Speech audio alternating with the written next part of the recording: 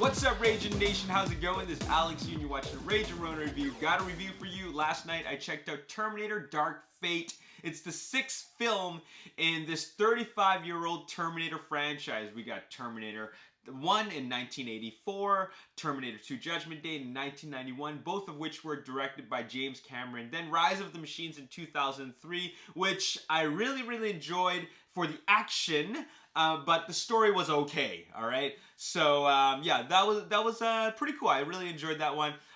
Terminator Salvation came out in 2009, and that was okay. It's not what I expected. It was a look at the future, and it was just very different. And then Terminator Genesis in 2015, which I thought was the worst in the series, and that one was a retcon. Like, it was a full-on retcon. And then now we have Terminator Dark Fate, which is actually the true retcon. It retconned the retcon, you know what I'm saying? And this is the true sequel to Terminator 2 Judgment Day. And as a matter of fact, this is the film that makes it feel like a proper trilogy. Terminator franchise now has a proper trilogy with the James Cameron trilogy. That's Terminator, Terminator 2 Judgment Day, and now Terminator Dark Fate, which wasn't directed by James Cameron. The story was from James Cameron. It was produced by James Cameron, but it was ultimately directed by Tim Miller, who directed Deadpool. And, you know, James Cameron was too busy working on Avatar sequels, but at least he got a hand in this project. And you could really see his fingerprints in this movie because this film is quite nostalgic, actually. I really enjoyed this film. We have the cast back. We have Arnold Schwarzenegger as a Terminator, Linda Hamilton as Sarah Connor, and a couple of new characters like Mackenzie Davis and Natalia Reyes, who plays Daniela Ramos, and as well as Gabriel Luna as the new Terminator. And, you know, there's a lot of elements in here that remind us of Terminator 2 Judgment Day. For example, of course, the level of violence, the level of robot violence, as well as the new Terminator, which is kind of a more advanced version of the T-1000. In fact, they're always a more advanced version of the T-1000. The T-1000 kind of set the bar. Robert Patrick is amazing. Yeah, Robert Patrick. Yeah, he's amazing. He always will be amazing.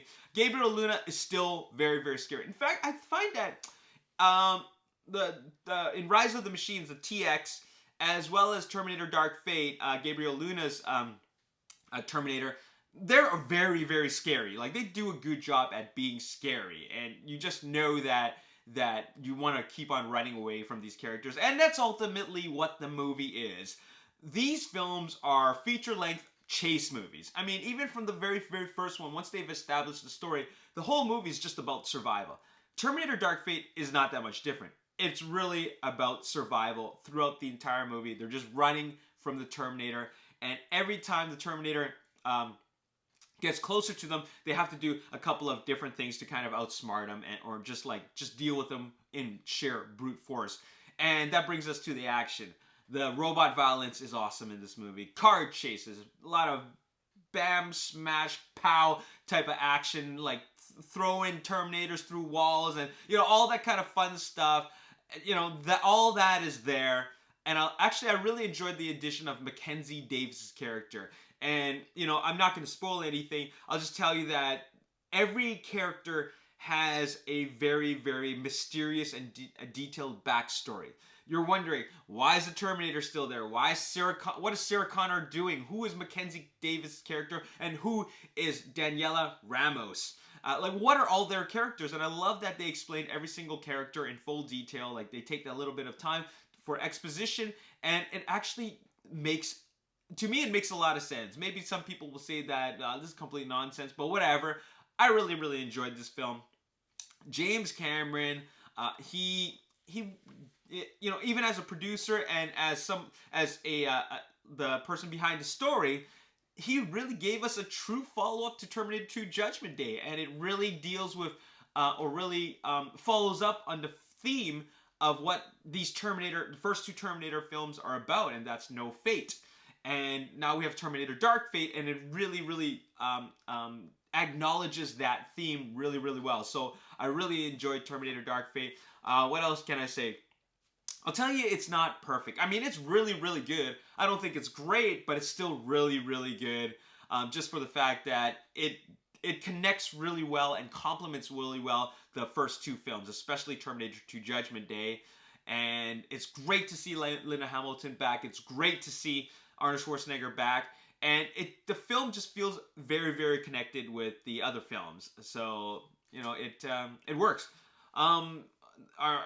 Is this film without flaws? Of course it has flaws. I mean, a movie about time travel is just hard to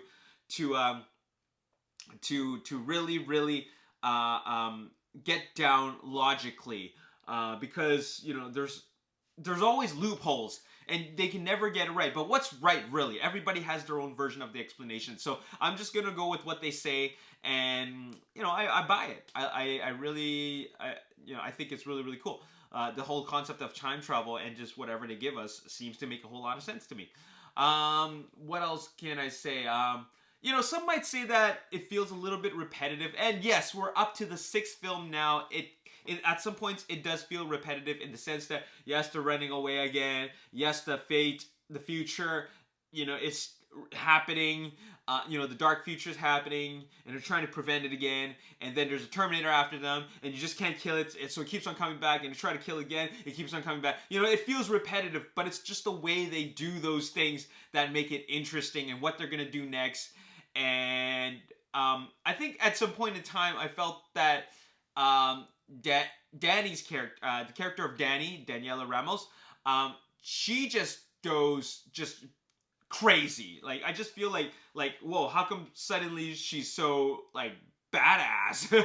And you know, this goes in line with the theme of, you know, strong female characters, but like just suddenly she's so badass, and it kind of took me away from the film a little bit, but still, I still enjoyed it for what it is, and that is, this sequel works.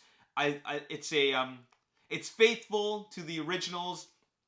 It complements it well, and it just does a good job in wrapping it up. I mean, they could continue from where it leaves off if should they decide to, but I think that this is a good conclusion. So it's going to go Terminator 2 Judgment Day, and then Terminator Dark Fate. And you could honestly ignore all the other ones that happen. Like I said, it's a retcon. They're ignoring what everything, I mean, they're ignoring Rise of the Machines. They're ignoring Salvation and Genesis.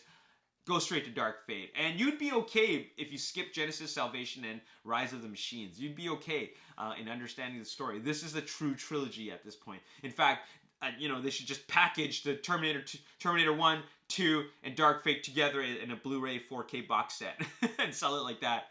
Here's my ranking. Terminator 2 Judgment Day, Dark Fate, Rise of the Machines, Salvation, and then Genesis is the worst one. I really, really didn't like that one. But hey, that's Terminator Genesis for you. That's the franchise for you. You can see where it has gone and where it's devolved into, but now they kind of brought it back. And I'm kind of interested to see where they take it next, to be completely honest. 7.5 out of 10. As always, if you enjoyed this review, you want to see more, make sure you hit the like button, subscribe to the YouTube channel, like me on Facebook, the Ragin Nation. Also follow me on Twitter, Ragin Nation. My name is Oxy. Thanks for watching. See you next time. Peace.